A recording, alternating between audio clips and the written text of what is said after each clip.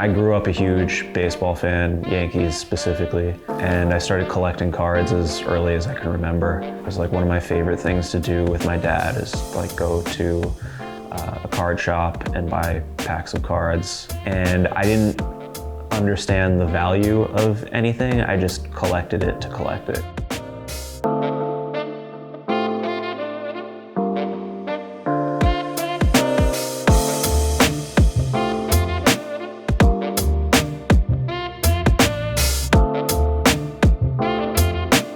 Hey, I'm Nicolas Heller, also known as York Nico. I'm a filmmaker, documentarian, anthropologist, and unofficial talent scout of New York City.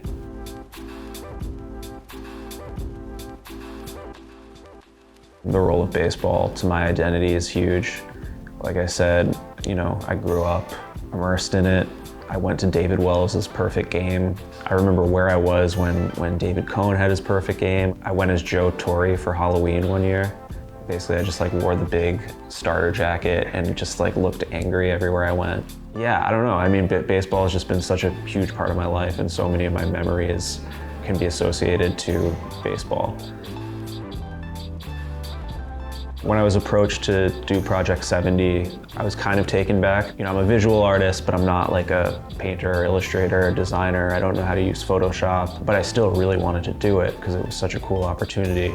But fortunately, my girlfriend and frequent collaborator, Naomi, has all these skill sets. So we were brainstorming on ideas and how can we make this really New York and on brand for me. Our references are DIY band flyers from the 80s and 90s, specifically St. Mark's and Lower East Side, Ramones, Iggy Pop, Cro-Mags, the New York Dolls. We just pulled a lot of reference images.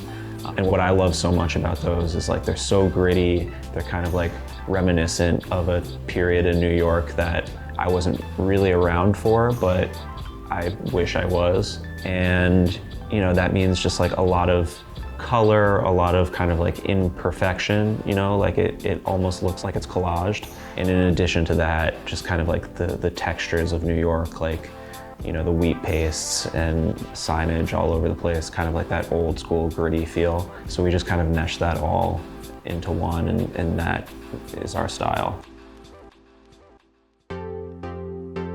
So basically the process is, I'll be given a player, I'll go through Getty, find the most interesting images. I try to use images that no one's used, but also images that really stand out. For my Mickey Mantle, I found an image of him holding 6 or 7 baseball bats and he's wearing a crown. So I thought that would be a little bit more unusual than a typical Mickey Mantle swinging a baseball bat or fielding a fly ball. So I just look for the coolest, unusual images. And then I'll bring that to Naomi and we'll pull up the card that we're referencing and we'll just pick and choose what images we want to use and figure out, the fluff that we want to add to it and, the colors and how we're going to make it cohesive throughout the whole Project70 series.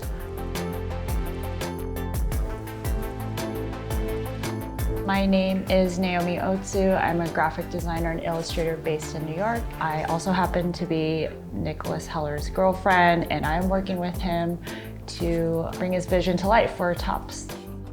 Working with Nick, it's always fun. We've done a couple other projects together. What's great about working with him is that because I know him so well, I can extract his vision without asking too much. And yeah, we align aesthetically, which is great and makes the project smoother. Yeah, I mean, I was never a baseball card collector, but I do appreciate the art of collecting. I used to collect stamps when I was younger, so I get the enthusiasm and just how the value goes up and how the design is important to each and every person. So in that sense, I really connect with the people that have been collecting Topps cards.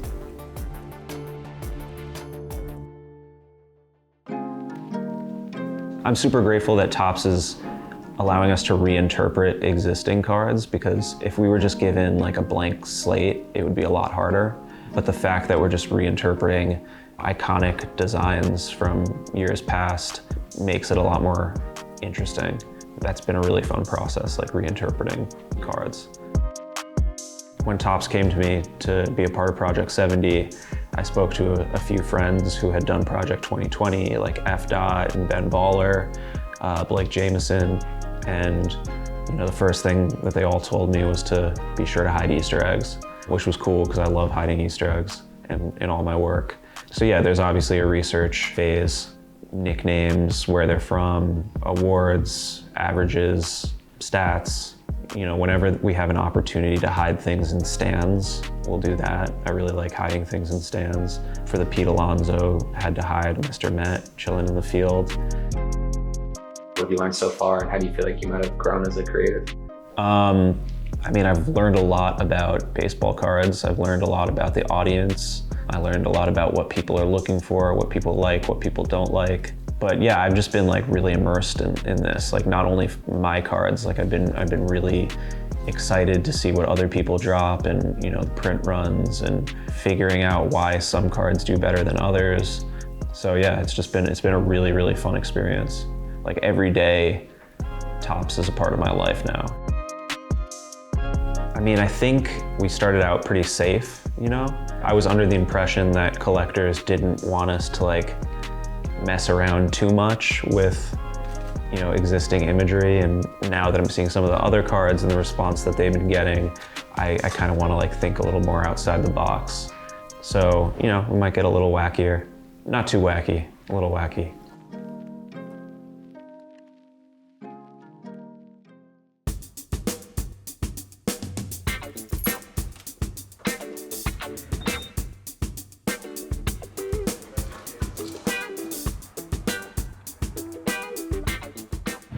Well, I was born and raised in New York, Union Square specifically, and it's just kind of been ingrained in everything I do, whether I realize it or not.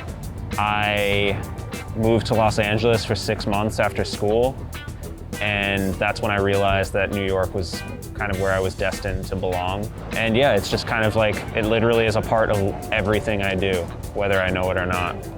Washington Square Park right now is my favorite park in New York. Obviously I have a history here. I used to come here all the time as a kid, but to me it's like the liveliest park in New York. And there's so many different types of people, lots of characters, lots of performers, lots of talent. There's always something going on here. When I'm just chilling and kind of feeling alone, I can come to Washington Square Park and run into people I know and then not feel so alone anymore. I always knew that I was going to be some kind of an artist. Both my parents are artists, so I grew up in a very artistic household. They didn't push me one way or another, but I just, being around them and being around all their friends made me appreciate it. So even though I'm not a designer or an illustrator like them, I still can really appreciate it and would like to think I have an eye for it, which is how I've kind of been able to art direct everything that I've done thus far. I got started as a music video director. I did almost 100 very low budget rap videos. And that's kind of how everything started. I would go out with my DSLR camera and just shoot, very run and gun. And I'm glad that it started that way because I still use that skill set to this day in all the work that I do. New York creatives are the best, It's a breeding ground here for talent. You're kind of free to express yourself however you want in New York. I don't know if you can do that really anywhere else. That's why you see a lot of weird people making really cool art. I think my biggest motivation is just really loving what I do, loving New York, loving being here and stepping outside, going to a park, meeting new people. If I didn't have that, I wouldn't be motivated at all. My name is New York Nico. I'm here with Topps, Project70. This is crazy. I always have to make people do this, and they always f up. I'm like, what? Just get it together. All right. My name is New York Nico. I'm here with Topps, and this is Project70. Meet the artist. Boom. Yo, what's up? This is F. Dot. This is JK5. My name is New York Nico. And I'm here with my homies from Topps. And this is Project70. Meet the artist. Boom. Break yourself.